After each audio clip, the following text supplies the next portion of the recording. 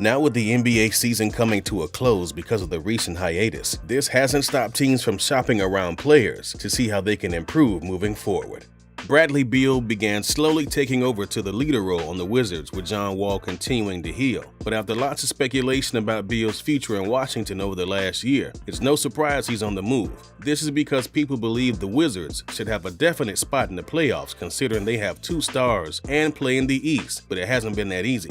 Beal is coming off arguably the best season he's ever had, so his value might be the highest it will ever be. With averages of 30 points, 4 rebounds, and 6 assists, he would be an asset on any team. Shipping Beal out would leave the Wizards with John Wall, hoping he can return to his old ways. But John's coming off a devastating Achilles injury and has now missed at least half of the team's regular season games in each of the past 3 years. The Wizards' choice to trade Beal would haunt them if Wall's significantly less than his former self. He's owed $132.9 million over the next 3 years, so they need him to be a star. The Pelicans seem to be the front runner for Bradley Beal, considering they pulled off a massive trade with the Lakers last season by using Anthony Davis for many assets in which they can use to lock down Beal. The Wizards are looking for Lonzo Ball, Jackson Hayes, Nickeil Alexander-Walker, 3 first-round picks, and 2 seconds. This seems like a lot, because it is, but the Pelicans are facing a certain situation, and if they want to capitalize on Zion Williamson, then they need to make the move.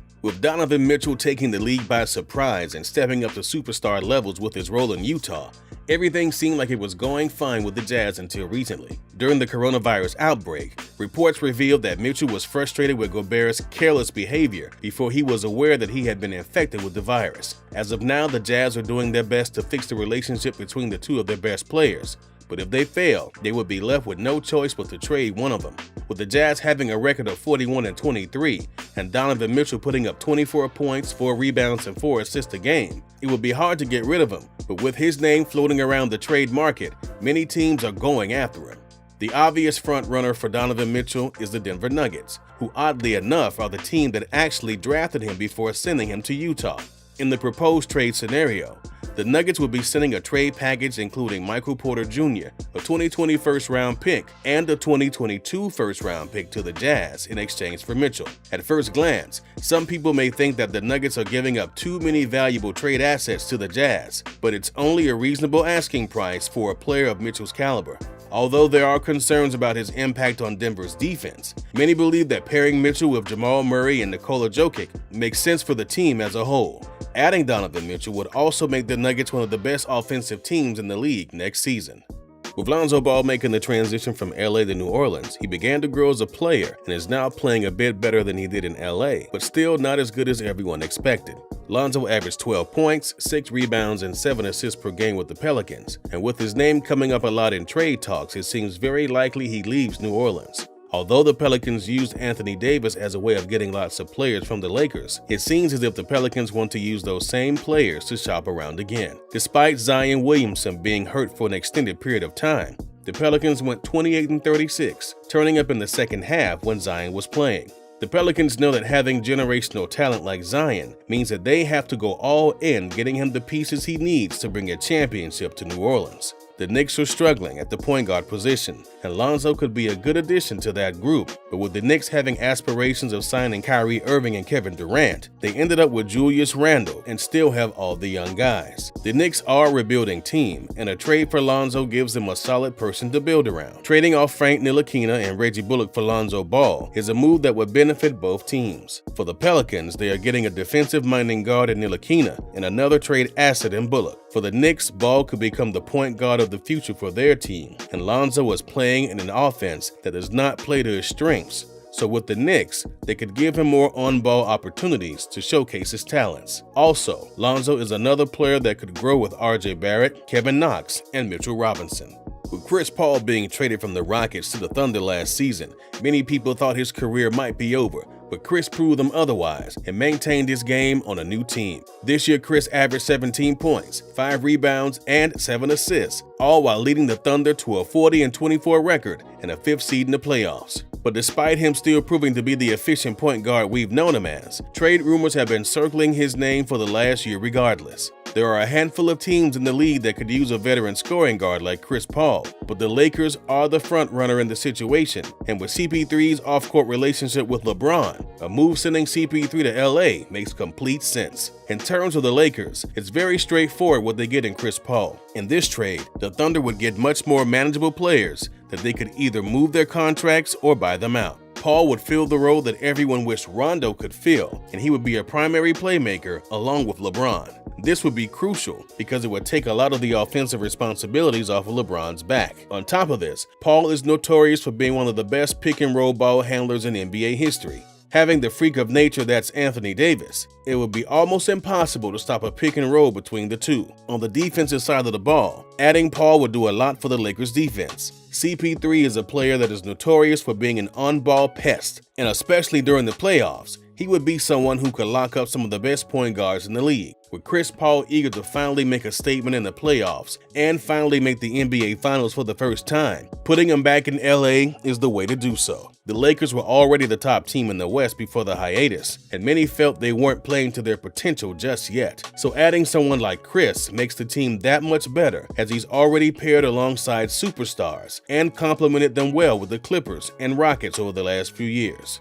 With DeMar DeRozan trying to bring a championship back to San Antonio over the past few seasons, the Spurs have done much worse than expected, and now it's only a matter of time before DeRozan finds his way on a contending team. Although the Spurs are struggling, DeMar has been able to maintain a solid stat line, averaging 22 points, 5 rebounds, and 5 assists per game, but the Spurs are sitting at the low end of the Western Conference with a record of 27-36. As odd as it sounds, the team looking at DeRozan the hardest is none other than the Toronto Raptors, who traded him away for Kawhi Leonard in the summer of 2018. As for the possibility of a Raptors reunion, a Western Conference executive told Frank Urbina that it sounds crazy, but Toronto actually makes a lot of sense as a landing spot for DeRozan. As far as what Toronto is giving up, it would probably have to be a first-round pick plus Serge Ibaka or Marc Gasol. Kyle Lowry and DeMar DeRozan weren't able to make it happen in Toronto for many years, but with the additions of young players as well as Pascal Siakam, the Raptors know that if they were able to sign DeRozan, they could easily repeat. With Rudy Gobert being the sole big man in Utah for the past 7 seasons, winning multiple Defensive Player of the Year awards, his relationship with guard Donovan Mitchell has been starting to slip. The bond between them grew even further when Rudy Gobert was the first player in the NBA to get the coronavirus, and shortly after he got it, it was announced that Donovan Mitchell also had it. Despite the chemistry starting to fade between them, Rudy was able to still average 15 points, 13 rebounds, and 1 assist per game, which ultimately helped get the Jazz to a record of 41-23 and a 4th seed in the West. The Boston Celtics seem to be the main team looking at acquiring Rudy Gobert, as they have been deemed one of the smallest teams in the league with Daniel Theis as their starting big man. This deal would fix the Celtics center position with Gobert and Gordon Hayward, as they already established a nice pick and roll in Utah, and the two teams are currently built very much alike. One NBA insider even said his skill set fits perfectly with the current state of their roster, and would easily make themselves favorites to represent the Eastern Conference in the NBA Finals next season. With Derrick Rose being able to come back despite numerous injuries just shows the fight and will he has in him to succeed in this league, but recently he's been dealing with trade rumors that might send him out of Detroit. With a record of 20-46, the Pistons are most definitely in rebuild mode, so making a big trade for Rose makes lots of sense.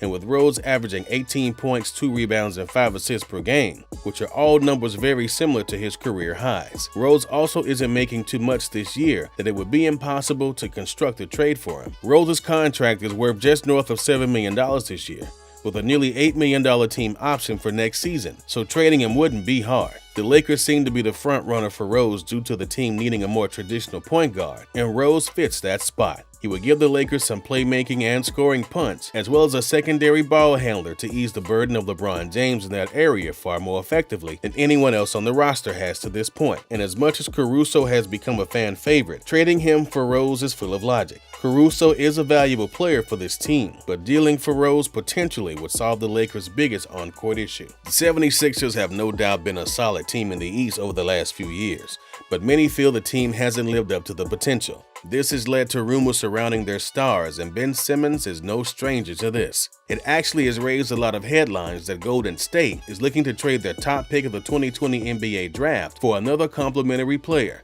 and Ben is one of the players on their radar. With the Warriors having a down year due to Kevin Durant departing in free agency and injuries suffered to Klay and Steph, it's only right rumors began circling their team as they sat at the bottom of the standings. And one player they've been interested in is Ben Simmons. Many have clowned Ben's jump shot ability and made memes about it over the past few years, which is something that would definitely have to change coming into the new season. But during the hiatus, Ben actually talked about his infamous jump shot, saying, "I know it's gonna come. It's a matter of me being comfortable doing it. Some of that is just getting the reps in. I can take a hook shot from the elbow because I've done it so many times. I'm confident it will go in. I could be one of those guys shooting 30% right now, but I'd rather be one of those guys shooting 40%. But Ben's all-around game could prove to be extremely efficient around so many stars like Steph Curry, Klay Thompson, and Andrew Wiggins. Not only could it open up the opportunity for him to be at the top of the league in assists, he could also develop the shot he desperately wants to improve, while also having an easy way to the lane on dunk attempts because of such elite players near the three-point line." If you've enjoyed this video, then we're sure you'll enjoy the next one. Click on right now and enjoy.